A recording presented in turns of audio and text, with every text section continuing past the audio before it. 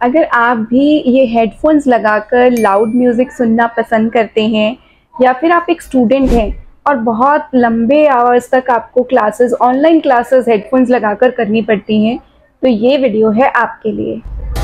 Recently a very famous Bollywood singer Alka Yagnik ने अपनी Instagram post पे ये शेयर किया है कि वो कुछ हफ्ते पहले जब फ्लाइट से उतर रही थी तो उनको अचानक से सुनाई देना बंद हो गया। वो एक रेयर डिजीज़ जिसका नाम सेंसरी न्यूरल हेयरिंग लॉस है, ड्यू टू वायरल अटैक उससे सफ़र कर रही हैं। एग्जैक्टली इसको समझते हैं कि उनके साथ ये क्या और क्यों हुआ। Sensory neural hearing loss exactly virus से नहीं होता है, लेकिन वायरस का अटैक इसको ट्रिगर कर सकता है। उसके कुछ प्रीडिस्पोज्ड फैक्टर्स हो सकते हैं।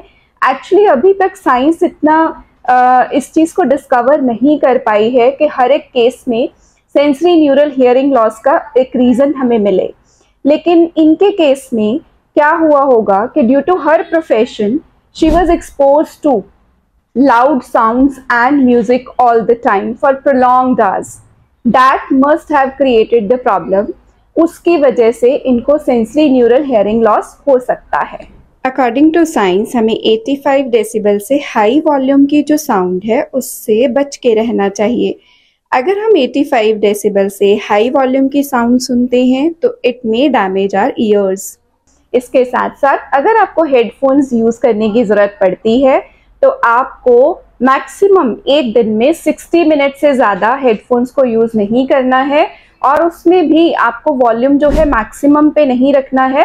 At the max you can use 60% of that volume. Due to any reason, if you are exposed to the louder noises for a long hours, always wear earplugs or earmuffs.